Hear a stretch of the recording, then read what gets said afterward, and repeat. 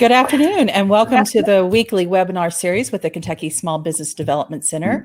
Thank you for joining us today. I'm Janet Flaw with the Louisville Center, which is one of 10 centers throughout the Commonwealth providing service to all 120 counties.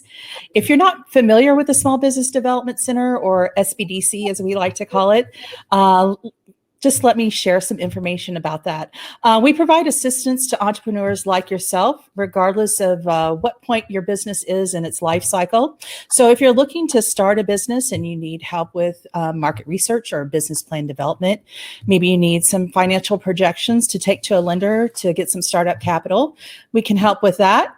If you're an existing business owner looking to grow your business and expand operations, or maybe even hire that first employee, we're there to help with that. Or if you're looking to retire or sell your business, we have folks that can assist you through that. Our professional staff is made up of folks who have a wide array of knowledge and experience in various industries, and that really allows us to provide a customized service to meet your particular business needs. We do all this at no cost to you, thanks to the help of the U.S. Small Business Administration, which co-sponsors our program. The University of Kentucky administers the program in partnership with regional universities, community colleges, and local economic development agencies. We're part of a national network, America's SBDC, and that means that there's a small business development center regardless of what place you are in the United States. So if you're in Berea, Kentucky, or Berea, Ohio, there is an SBDC there to help you. You can learn more about us by visiting kybizhelp.com. There you'll find information to help you start, grow, fund your business. There's also information there about the socials that we're on, so you can find your favorite and connect with us to stay up to date on dates of new events or services, or just business news to help you. To request personal assistance, you can call 1-888-475-7232 or email us at info@kybizhelp.com. We are recording today's event, so if you have to step away for any reason, know that you'll have access to the full recording later this evening. Helping us today is my fellow staff members from the Louisville Center, Dave Etkin, the Center Director, and Tony Sears, our Assistant Center Director. So I will turn it over to them. Hi, guys. Hey, welcome everybody. Want to say hello, Tony? There you are. Sure. Hello, everyone. I lost you for a second. I'm here. All right. Well, today's topic is pretty important, and that is, customer conversations in this crisis period. And I can't tell you how important it is to make sure that you're speaking to your customers and doing it in a good way, to keep close contact, and also to manage some crisis situations. I was lucky to talk a couple of great folks from Bandy Carroll Hellige agency. I actually know them through some personal business that we have with a business I'm involved in, and I can say they've been so helpful and have really worked out. And kudos to you, to Beth, to help us out for some crisis managing and messaging that really hit the mark, and so I was very impressed. So I'd like to introduce Matt Kramer, Beth, George, and Taylor Richardson. And would you guys introduce yourself to everybody out there? Sure, I can start. Hi, everybody. I'm Matt Kramer. I'm one of the owners at Bandy Carroll Hellige, or maybe more easily known as BCH. That's the abbreviation we go by. We are a public relations and marketing and advertising agency located here in Louisville, and I oversee our public relations practice within the agency, helping guide our teams with strategy in terms of brand development, messaging, and how to get that message out in the best and most appropriate manner. I'll go next. I'm Beth George. I'm Vice President of Public Relations at BCH. I've been with the agency for about 7 years now, and I specialize in media relations, community relations, and crisis communications for a lot of our retail, hospitality, and consumer-facing brands. And I'm Taylor Richardson. I'm the social media manager at BCH. I've been here for a little over 2 years now, and I oversee the social and digital communication for our clients. Thank you. Well, I'm really looking forward. So why don't we just get started, because we got a lot to go over today. So Matt, you want to jump in and get Sure going? thing. Yeah, I'll hop in here and drive some slides. So just jumping right in, like Dave said, we are here to talk about how to communicate in the time of COVID. And I've been in this business for 25 years, and through that time been involved in a number of crisis communication situations, everything from train derailments and crimes on customer property, shootings in parking lots, things like that, all the way up to I represented the Louisville airport during 9/11 when the nation's airspace was shut down. So I've been involved in a lot of crises, but never in that time have I seen an event or a moment that was so wide spread in its reach and impact to every business. 9/11 was a national tragedy and incredibly significant, of course, but for the most part, most businesses could continue to go about operating in the way that they operated. And this situation that we're dealing with COVID-19 is very different from that in terms of its impact on nearly every business. So from our standpoint in communications, we have been helping clients for the past 3 months now in managing through this and trying to communicate effectively with their audiences. Just briefly, a little bit about us. We do represent a broad range of clients currently. Here's a snapshot of those. Some names you might recognize, some others that maybe you don't. But we help all of them with their message, how they get that message out to their audience, and those are some of the things we're going to be talking about today. And I should say also, we can't solve every communication problem for every type of business in the 45 minutes that we have today. So we have a number of things to share that will really just scratch the surface, but we hope we can put some thoughts into your mind, maybe some tools and techniques that you can use that can help you in your business as well.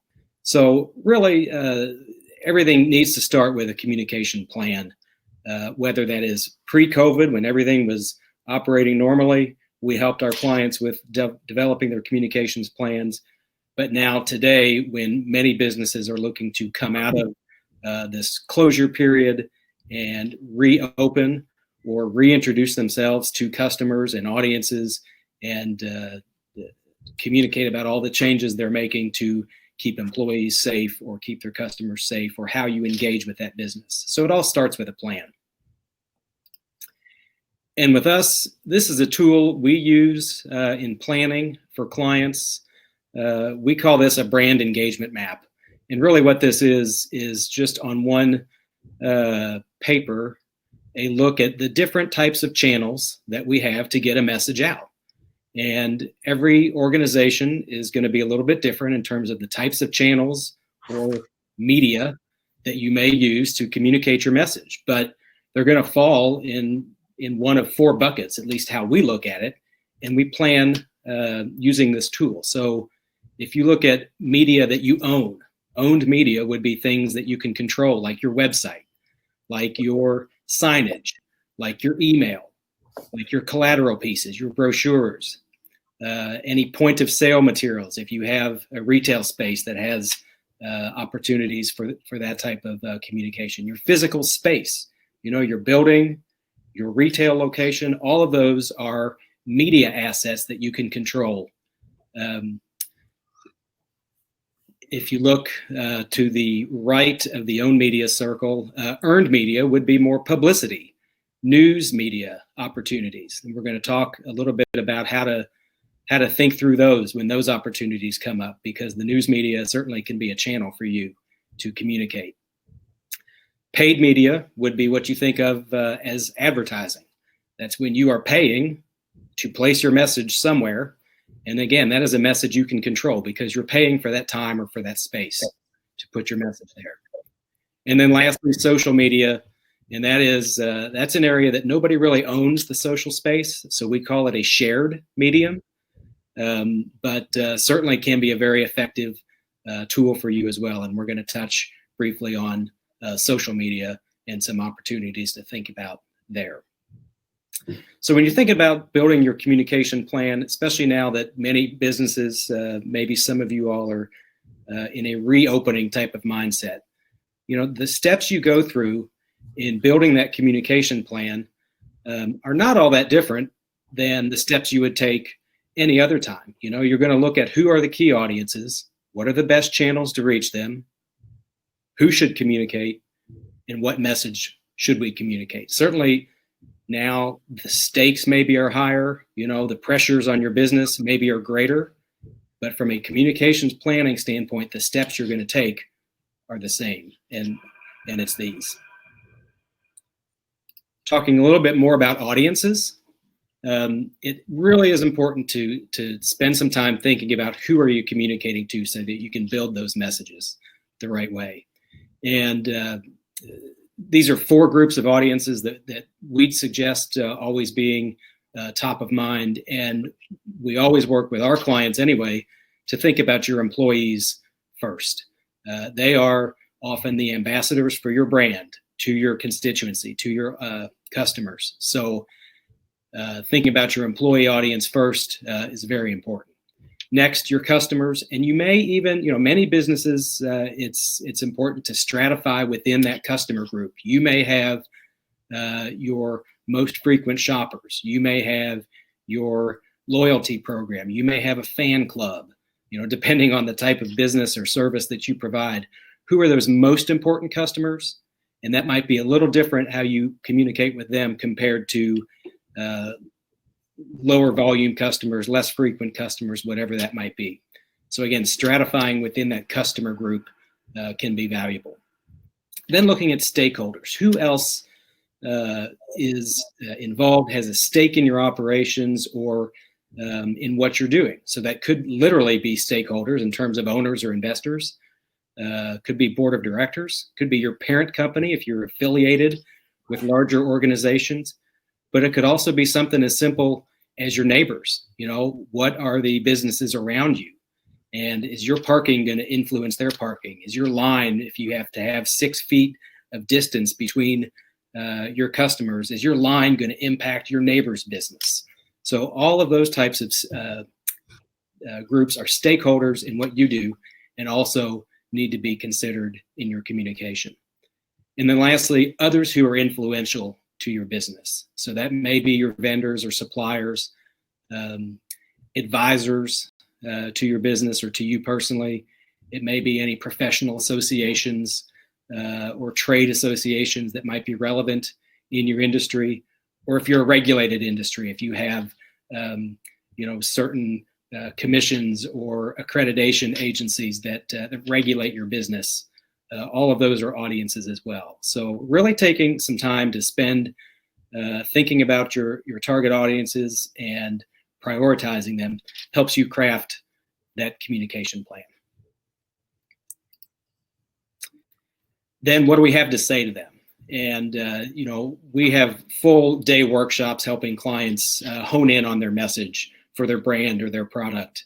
But in a nutshell, a couple of things we wanted to point out, especially in this time when everybody's so focused on the pandemic and its impacts.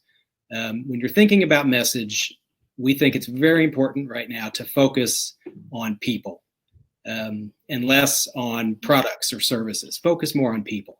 So think about who is most affected by what you have to say. What are their needs? What do they need to hear from you? And that's really how you want to begin to develop your message. And we're encouraging our clients right now, especially, to be human and have emotion. In times of stress, consumers don't necessarily want to hear from a corporate robot. They want to hear from an individual. They want to hear from someone who sounds human. So keep your messaging in emails, keep your messaging on social media, very human if you can. But you also want to deal only in facts, and it's a time of, there's a lot of information flying around. So it's not a time to speculate or guess about things. So be sure to be clear and succinct, be factual with the information you present. And you do want to convey confidence. You know, it is a time where people need to believe in the brands and the services that they are engaging with. They need to feel comfortable. They need to feel confident that you're taking the proper steps. So in thinking about your overall messages, those are just a few things we thought are very important in this current climate. And then in terms of developing that message, can't see it real well here, but Janet, if you want to share the template tool with everybody, you can release it to everybody on the call. Will do. Thank you. This is a tool we use. We call it a message map, and it is a way for an organization to work through its message and get it honed down onto one piece of paper. That is very helpful in keeping things succinct, keeping things focused, and helping get others in your organization on the same message. So when we do this, really, there's one overriding core message that we work with, and that one core message is then supported by, we'd suggest no more than 3 sub points to that. And then you can, each of those 3 sub points, you can back up with all the facts and figures, statistics, and hours of operation, and all those more factual things underneath there in the supporting points. But really thinking about honing one key message and then organizing your other supporting points in just about 3 areas. And I'll show you an example here to give you maybe a little more insight into how this might come to life as a tool, an internal tool for your business. So here's a message map we did for a client. This one has a little bit of time on it. This is the Forecastle Music Festival. This was a couple years ago when Chris Stapleton headlined. But you see, we've got one core message at the top, and it's all about being a leading music festival that has caused music evolution in the city. That's the one core message we wanted to convey. But how did we do that? There was actually, we let them get away with 4 areas of support rather than the 3 we try to limit it to. But you'll see it was 4 areas that we got boiled down to just one word, not long, lengthy sentences. So their really key supporting points are, they're a Louisville-based event, so their Louisville roots, their authenticity, their innovation, and their focus on activism. So those were the 4 supporting points that then underneath there, and you won't be able to see the fine print, but that's all the facts, figures, and information that can be conveyed in message. But thinking about how to organize those in succinct ways and getting those umbrellas at the top boiled down to no more than just a word or even a phrase really helps you keep it succinct and clear and organized. And like I said, we'll have this tool shared with you. So if you wanted to create your own message map for your organization, you could use that as a tool. We're going to shift a little bit now to social media. Thank you, Matt. So since the start of the COVID-19 crisis, we've kind of all seen how our daily lives have drastically changed. And for a lot of us, that meant that more of our daily life as well as our work lives have shifted to kind of being online. And for social media marketing, this means that we've watched social media quickly become, you know, an important tool, if not one of the most important tools for connection.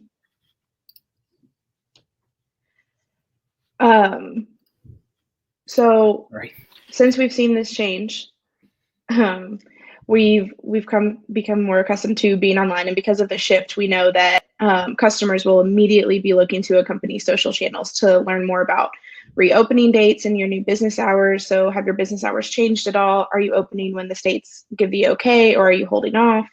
Any new business procedures? So have you made any changes to how your business operates now?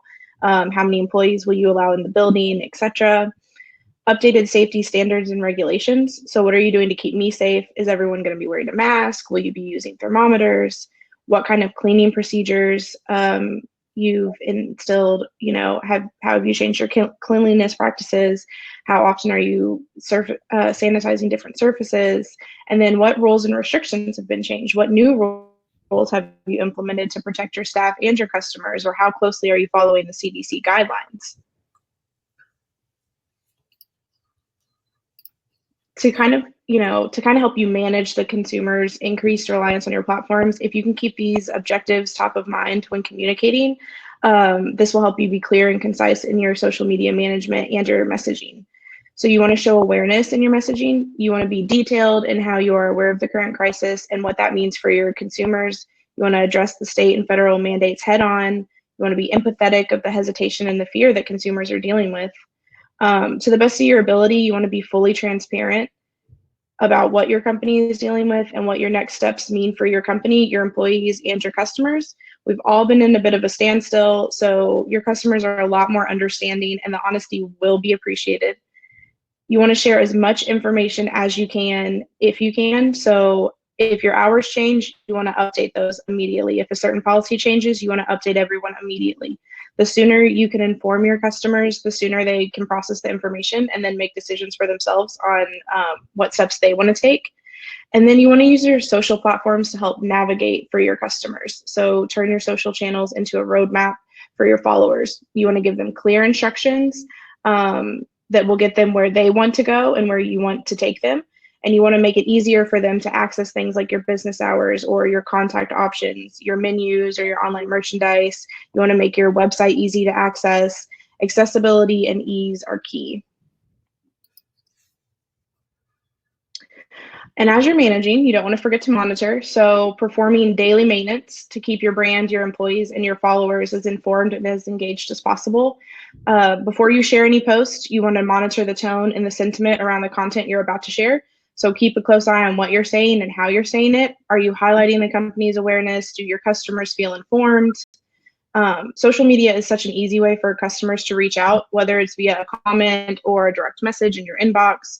Monitor your engagements and be as responsive as you can be. This is kind of where transparency is key. Be honest if you are met with a wall of engagement that is difficult for you to tackle. Let people know that you will get to them as soon as possible. That's a lot better than just kind of ignoring them completely and letting yourself get overwhelmed. Keep an eye on the conversations that are happening on social media. So this will help you craft your messaging and also help you tap into any conversations that you could benefit from. And don't forget that we're all in this together. So monitoring how other brands in your industry are handling their social communication is not like cheating off of their marketing plan. If you can look into what they're doing, it might help you find the words that you may not know, to say yet, or format the content that you're looking to share. And it can also kind of help, tell you how not to communicate in certain circumstances and situations, just depending on what's going on. And as you're managing and monitoring, you're also going to be responding. So having an open, consistent flow of communication with consumers will help ease your transition. It'll help boost internal morale. It'll inspire confidence for your customers and your brand. And then it'll increase positive sentiment around your brand when it comes to the topic on social. And a few things that can help you when it comes to that quick and concise customer response is if you rely on something like a response guide, which is basically a document that you create with a few quick responses listed. We've given an example here to your right. It's the Excel. It's the Excel sheet. So it's just easy responses based on the most common questions or comments that you often receive. And it makes it easy for you to be transparent and for you to navigate so that your customers can go from your DM to your website and beyond. You can use direct message auto replies. It's a useful tool that gives you something to fall back on when customers are reaching out at a volume that is difficult for you to manage. An auto reply helps boost your response time, and it gives you time to go through your inbox without leaving a customer feeling neglected or ignored. You can turn on this option in Facebook or Twitter for an instant response, such as thank you for reaching out. Someone will be in contact with you soon. And then you can turn on quick replies on Instagram, which allows you to create a quote unquote code word that will create a full response to customers' questions. So just think about it. If you type in OMW on your phone right now, autocorrect knows that you're trying to say that you're on my way. And so that's what it'll send. Quick replies on Instagram works the same way. And then priority messaging filters are just message filters that help you sift through your inbox to find which messages need to be responded to quickly and which ones can kind of wait a bit while you catch up. The goal is to be as responsive as possible, but some of these messages are a little bit more time sensitive than others. And this is just a helpful way to clean out your inbox and share as much information as you can. So talking through all of these points is nice, but what does the walk look like for brands? We wanted to give a few examples of brands that we think have done a good job of communicating with their customers throughout the COVID-19 crisis. Their content is focused on sharing the info that was important. They were transparent, they showed awareness and empathy, and they were easily guiding their followers where they needed to go. And yes, we know that these examples are of major brands, but their communication has been simple and concise, and it's something that everyone can accomplish. So the first example is Chick-fil-A. You see in the post here that they say, "You're doing your part with social distance. Let us help out. Contactless ordering and payment is here. Order and pay contact-free via our app. Worry less, enjoy more." It was a simple video that was more of a graphic that kind of unfolded itself. And this is just Chick-fil-A acknowledging and complimenting their followers. They offer to help.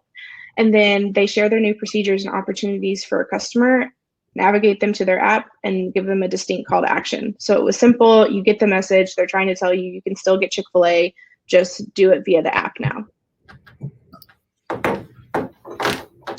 Another great example, and then a great example of transparency was Target. Target was open and honest about what they were dealing with and how they would continue to operate moving forward. But they didn't just detail, what that meant for store hours. They detailed what that meant for their employees, what that meant for their company as a whole. Their honesty was reassuring and helpful, and they didn't have to make some cutesy graphic or video. They just posted their statement clearly for everyone to read through. So again, that transparency is key when communicating. And lastly, Starbucks has been slowly reopening their stores, but only for certain services.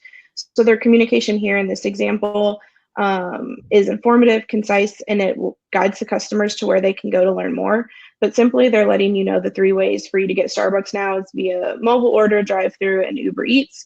They do it, in their copy, and they have a graphic that just shows you what you're looking for. And I'll be honest with you right now, I was really excited to see that tweet. And it kind of, again, they gave as much information as they had at the moment, and they guided you where you needed to go. Social media was kind of already a really loud and crowded space before, but with more people living online now, there's a lot more for your company to sift through. So just try to focus on remaining aware, be transparent in your messaging, share as much information as you can when you can, and allow your social channels to act as a roadmap for your customers. I'm going to turn it over to Beth now to discuss the news media. All right. Hi, everybody. So I'm going to pivot to talk about news media, or what we often call traditional media or earned media. So this would be any online, print, broadcast outlet that may have an interest in your business or your industry. So I sort of divided these next few slides into a proactive situation versus a reactive situation. And we'll go through what those reactive situations look like, how you can evaluate the opportunities to decide if you would like to participate. And then we'll talk a little bit about how to get your story out there if you have a proactive message as well. So as I'm sure you're all aware right now, the headlines have been completely dominated by COVID-19 for the past 2 to 3 months. And I think that will continue probably throughout the summer and somewhat into the fall as well. And so because this is such a dominant topic, news media are constantly looking for ways to spin the story, put a new perspective on the same thing that we've been dealing with for week after week. So you may find yourself being reached out to by news media when in the past it's just never been something that has come up. So if you get a call from a reporter and they want to interview you or ask for your comment on a story, here's a few things you can consider when deciding whether or not you want to participate. And whether or not you participate at the end of the day for those stories is entirely up to you, but this can be a really good opportunity to get your brand out there in a way that you wouldn't necessarily be able to if we weren't in the midst of a crisis. So it's definitely worth considering the opportunities that come your way. First, I would start out asking why the reporter reached out to you, what prompted this inquiry and their interest in your business. For us, a lot of times we would have sent out a news release or a backgrounder on one of our clients that a reporter saw and wanted to respond to. But if you haven't put anything out there, you might want to ask, why me? Why are you reaching out to me? Ask all the questions you need to be comfortable in what the story angle is. You can ask the format. Is this going to be in print? Is this going to be broadcast? If it's broadcast, is it live? Is it recorded? Find out all you can so that you can better hone in on where the story is going to go. And then ask all the questions you want to about the angle and what questions that reporter might have for you. It's perfectly appropriate to ask what other sources they're interviewing that can help you understand the scope of the story and how you might respond and how your answers might be framed up. It might help to do a quick Google search of the reporter if you're not familiar with them. Find out, do they have a particular beat that they typically cover? Are they more investigative, or do they do more lifestyle feel-good stories? You can kind of help you get a sense for the direction they might be taking with the story. Also, I suggest taking a few minutes to think about potential curveballs. And I don't say this for it to be a scary thing, because I think most reporters typically do try to be very straightforward. But if your industry has had any sort of controversial issues, even if they aren't directly related to your business, but are within the industry as a whole, you might be called on to make a comment. And so you just might want to take a few minutes to think through, what's the worst case scenario question I could be asked, and am I comfortable giving a response to that? And then those key messages. If you did not do the message map for your brand that Matt mentioned in the first portion of our presentation, now's a really good time to sit down and do that. Take a few minutes to think about, what is my key message? What is the point I want to get across in this story? And Matt talked about the message map in terms of your brand, but you can do this for any exercise. If you've got an interview coming up, if you've got a staff meeting, if you've got anything where you're going to be messaging to one of your audiences that Matt outlined for you, you can do another key message map, because it may change a little bit based on the opportunity. And then, okay, so if you have what I'm calling proactive, this would be a situation where you feel like you have something within your business, your industry, your office that you want to share with the public. And these are a few pieces of criteria that we use to evaluate with our clients. If they come to us and say, hey, I've got this great thing I want to get out there to the news media, these are some of the criteria we use to evaluate if it's really a good story that we should bring forward. The first one is the most important one, hands down, particularly now in the midst of this pandemic, is, does it help?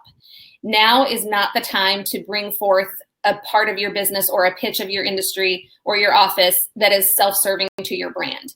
There is a time and a place to do that if you're doing something that really you feel needs to get out there in the world. But for right now, in this particular climate, media is interested in what can serve the audience. So if you are doing something that is unique and different that serves a need to the public, go forth.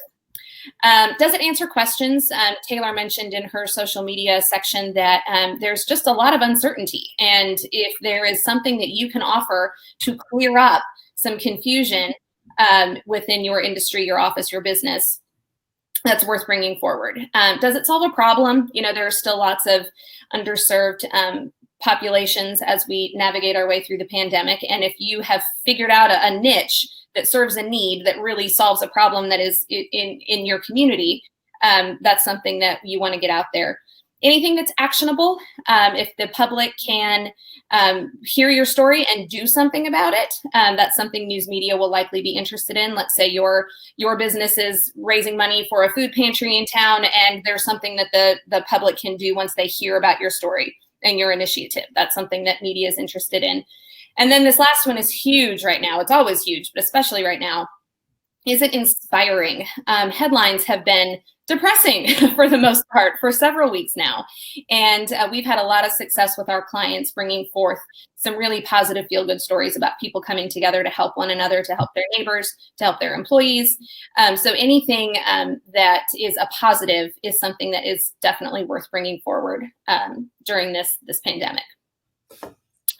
And then last, so if you decide to do the interview, if you've gotten an inquiry that you want to move forward with, or you have a pitch that has been picked up by the news media, here are a few interview tips to keep in mind as you get ready to give that interview.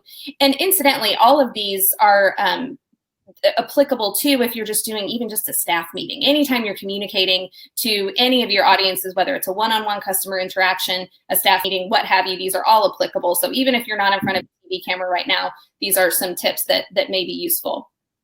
Back to Matt's point about messaging, deal only in facts, no speculation. If you have a reporter who asks you your opinions on a facet of the industry or another industry that you're not familiar with, it's probably not to your benefit to comment. Now, if they ask you a question that's a factual question that you don't know the answer to, certainly offer to go get the answer and bring it back to them. But speculation is probably not to your benefit. Convey confidence, whether it is a story that you pitched or you were approached by media, you are the expert in what this interview is about. You have the answers. So be confident that you have those answers and convey that through your interview. Be human and have emotion, like Matt said up in the messaging section before. Determine what that emotion is. And then especially if it's a camera interview, make sure that that is being conveyed in your facial expressions. So if you are talking about some really wonderful programs that you have in-house to help some of your employees, maybe if they've been furloughed and you've been supporting them during this time, that might be something where you'd be a little more smiley and animated. Where if you're talking about some very nitty-gritty cleaning processes or policies that you've put in place to keep your customers safe, that might call for a more solemn response. Always pause and think before you speak. It's good advice all the time, particularly when you're being interviewed. So take a moment, gather your thoughts before you start speaking. And as long as the interview is not live, you can always ask to restate your answer if you stumbled over your words or want to add something else. And then lastly, those key messages, repeat, repeat, repeat. After you've made your message map, commit those to memory, get to the point where you can say them in your sleep and say them over and over and over again. It may feel like you're being too repetitive and that you're a broken record, but the more often you say your key message, the more likely it is to be included in the interview when all the editing and cutting and pasting is done. When we do our longer form media training, we have a whole section on doing the soundbite. And sound bites anymore for, especially for broadcast, are less than 10 seconds. So you want to get that key message down very, very short, very concise, and say it over and over and over to make sure that the reporter is going to include that in their final edit. And I think with that, I'll turn it back over to Matt. Sure. Thanks, Beth. So we shared a lot that scratches the surface of what we do in a short amount of time. But just to kind of wrap all of those things up, I like to use this. I think it was John F. Kennedy who referenced that in the Chinese language, the word crisis is actually composed of two characters, and one represents danger and the other represents opportunity. And in every difficult circumstance, it does create a communications opportunity for your business and your organization. And particularly now, I think that brands and companies are going to be remembered for how they react to this crisis, how they respond, and how they come out of it, very much so. So it is an opportunity for your organization, even though it may be a challenge. So it's important to deal with the challenge, but also think about it as an opportunity. So I think those are the things we have. Dave, you want to take it from here? Sure. I really like that quote. I haven't heard that before. That's pretty cool. I'm going to keep that in mind and use that often. So, so with that, let's maybe take a few questions. And I have one question for you, Matt. In all your experience, can you talk a little bit about how important it is to maybe do the planning that you're talking about before you do anything else? Oh, it's hugely important and vital. And I think a lot of people do give that piece of it short shrift because they've got to get the product out, they've got to get the store open. But we will spend significant amounts of time with our clients with that planning piece, and it's everything from what is the strategy, what is the message, what are the audiences, all those pieces have to play into it, and it's vitally important to do that planning. And so on top of that, so in the planning process, when we do a business plan loan proposal for financing, let's say, we do a lot of research and pull data that we can find to back up our assumptions. Is that a best practice for media and messaging planning as well? And if so, where would you suggest somebody, a small business, to start looking for this type of information, or where would they go? What would be great? Sure. Yeah. I mean, having data, having insights always are valuable. I think the interesting thing is there are hardly any new ideas anymore. It's just you take an old idea and you reapply it in a new way. So a lot of stuff is out there. Literally, it's kind of the easy out, but just through good old-fashioned internet research, you can find a number of things that you can see similar circumstances, similar situations.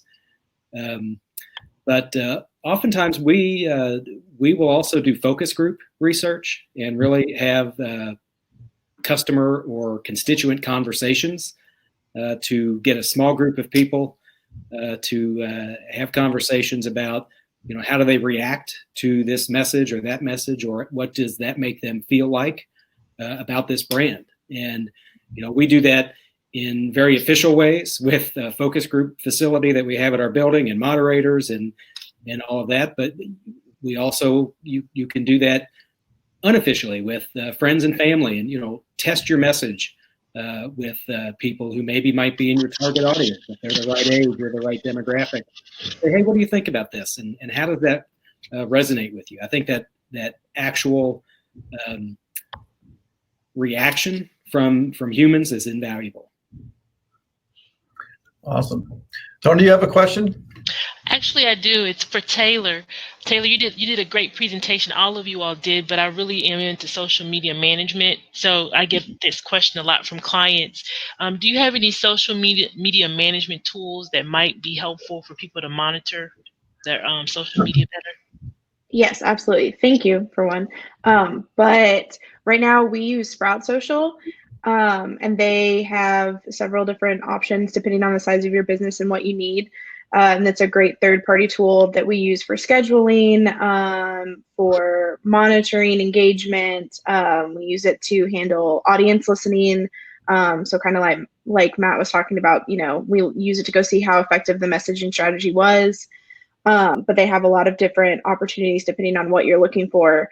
And there are other, smaller brands like Hootsuite that offers social media management. We recently were using Falcon before Sprout, which was also a good option. But there are several platforms out there for you to utilize. It's just kind of figuring out which one works best for what you need.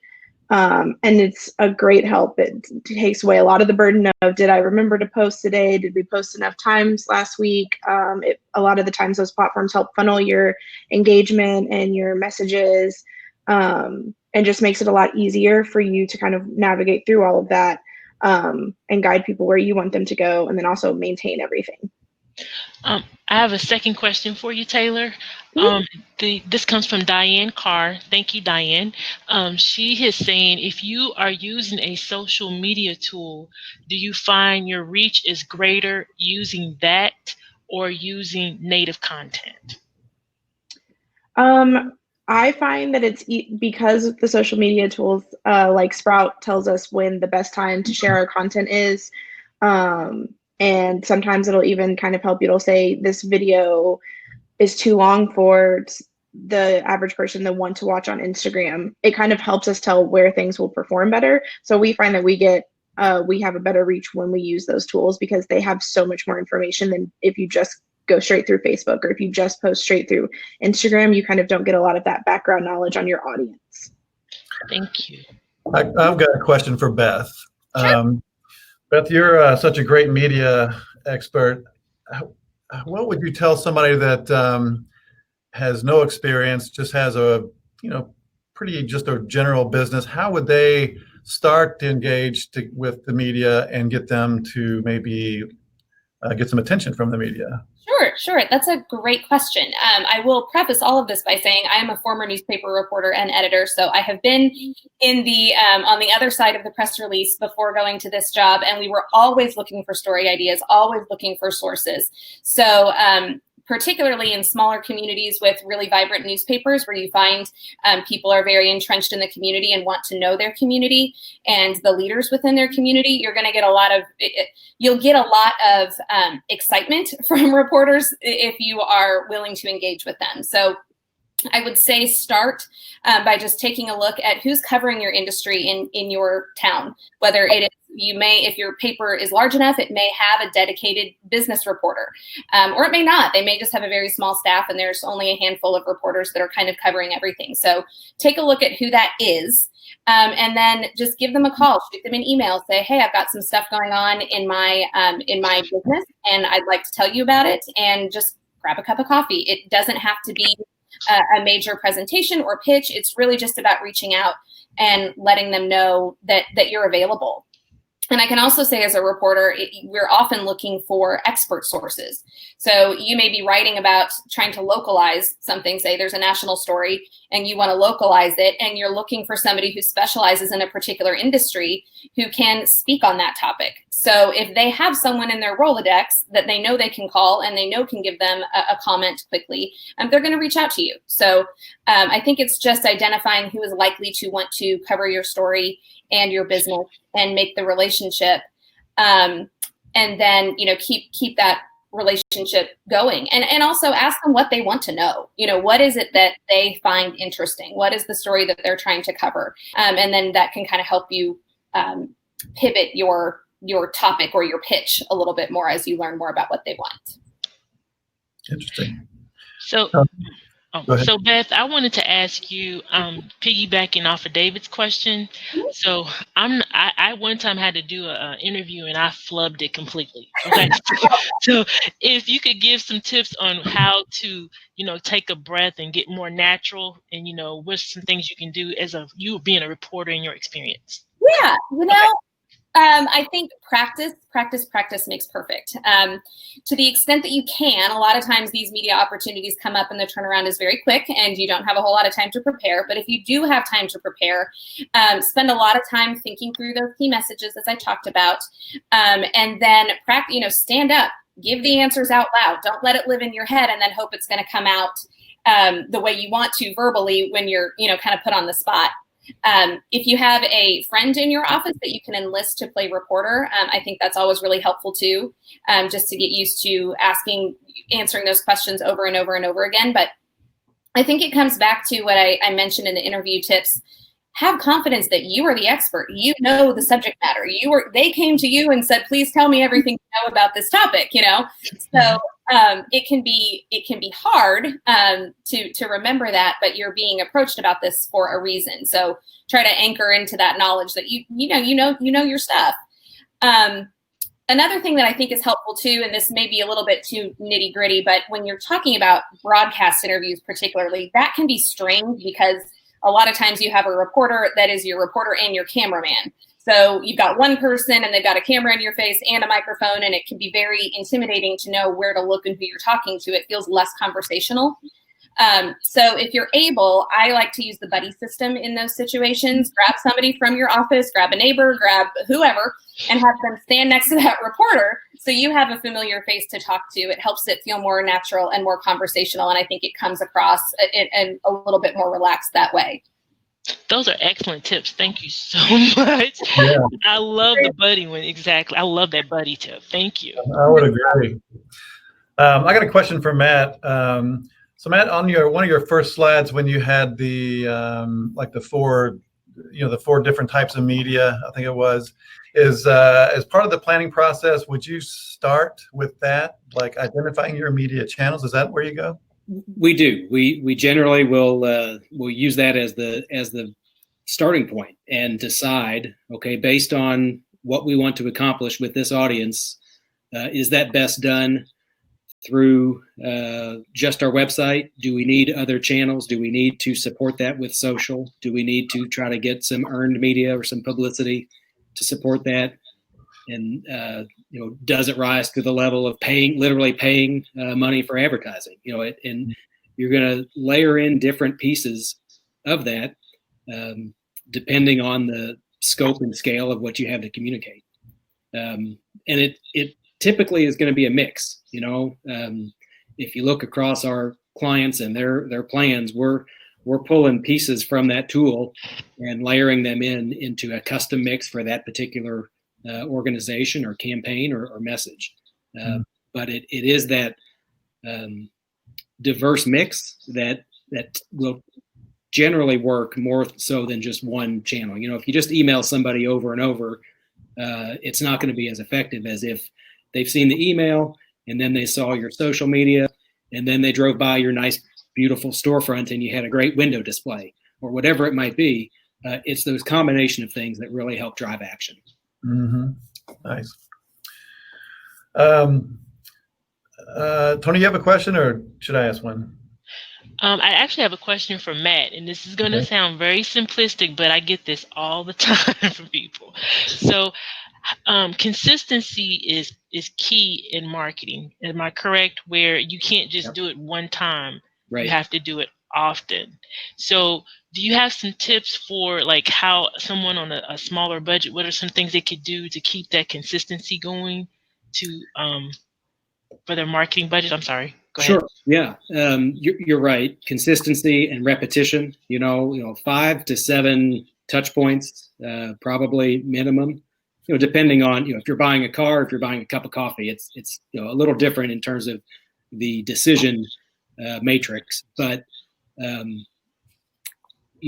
think using tools like email marketing, using tools like social media that are very low budget tools, but also that can be scheduled, can become regular. People get used to seeing your weekly email, your weekly newsletter, your Throwback Thursday social media post. Those types of things that become regular really help to become ingrained in people's minds, and you develop loyalty that way. Thank you. I appreciate that. Sure. I have a question for Taylor. I thought that your scripting was, your phone scripting or message scripting was pretty spot on. I like that a lot. So what do you think is the best way for someone to kind of put that together?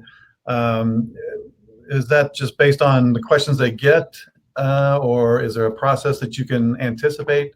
Or what would you do first? What would you recommend that somebody would do first to put that together? I would recommend looking at the questions and the comments that you typically get, because those are usually what's going to continue to come through. So if you know that usually you get a question about your menu, or if you get a question about your hours, you want to have a quick response for that. And then, when you're building out the other responses, just kind of even looking at, again, tapping into, other brands in your industry and see what questions they might be getting. And that's just you're prepared for anything, because they might jump over to you if they're not getting what they need from another brand. They'll jump over to you, and you'll be prepared to kind of handle that as well. So it's a mix of, looking at what you're used to getting, what you commonly see and how you commonly answer that, and then what you could potentially receive, and then how you can handle those questions as well. Okay, cool. Pat, how about a question for you? All right. You may have answered this a little bit, but as in your experience, is a press release worth anything? Yeah, 100%, absolutely. Yeah. But you also need to make sure that your press release is saying something. So when we talked about that pitch, that slide, the 5 questions, does it help? Does it answer a question? Does it serve a need? Is it, make sure that it's following those criteria. And then a well-written press release that answers those, in the journalists call it the 5 W's, the who, what, where, when, why. Make sure your press release answers who's involved, what you're pitching, why you're pitching it, when it's happening, any of those important details, because then that serves as kind of the when I talked about media inquiries and reactive media inquiries, that is what prompts the inquiry. And sometimes sometimes we send them a couple of times. We may, if there's an event that we're trying to get excitement for, we may send it out 2 weeks in advance to kind of prime the pump, so to speak, so people put it on their radar. But media is often not making their decision about their stories until the morning of. So send it again 2 days later. Pick up the phone and follow up. Did you get my press release? I think and the other thing that happens a lot especially in larger newsrooms with broadcast, is that press release will go to a news producer or to a general assignment desk, and then they'll literally print it off and put it in a binder. And then the next news reporter or producer that comes in and is trying to line up their broadcast for the day, they look, what's going on today? What story ideas came in? So having that physical reference piece is very effective. It sounds very old school, but it's a very effective way of getting information around the newsroom rather than word of mouth, leaving a voicemail, sending an email, those kinds of things. So yes, press releases are still very big in our business. Interesting. One other question, you were talking about getting set up for being like in somebody's list for an expert. Can you do that with national media? And do you have any tips if somebody wanted to try to hit that market or that? You can, absolutely. I think it is, and the process is the same, whether you're dealing with, your local newspaper or your local broadcast station or a national broadcast station. It is all about relationships and making yourself available. I think somebody who's wanting to play on a national stage probably needs to do a little bit more groundwork of self-promotion. So do you have a presence on LinkedIn? Are you sharing expert source blogs that you've written on LinkedIn or on your website? Are they being shared out on your social channels? You need to be findable, I guess, for lack of a better word, if you're wanting to play on that national stage. And I think particularly here in Kentucky, we need to, when we work on getting our clients some national exposure, we have to figure out not only why our client is an expert here in Kentucky, but what makes Kentucky stand out in the nation. Are we leading the nation in some initiative, or is there a problem that's unique to Kentucky that could speak to the nation? Whatever it is, I know these are very broad, but you have to be to be the expert. You can't just be the expert here in Kentucky. Kentucky has to have a reason that they're playing into the national stage as well, if that makes sense. Thank you. Well, on that, I'm hearing from our producer that our time is at end here. I really want to thank you guys. This has been really, really helpful, and you guys have been great. I know you guys, BCH has really helped me out a lot, and again, thanks. I can't thank you enough. So with that, I guess we'll call it today. Jenna, you got anything you want to share for us? I'll just let folks know that we're going to share an edit of the slides out later on, along with a link to evaluation. And we hope to see everybody next week as well. Yeah. Thank you. Thank you all. Thank you. Have a good day.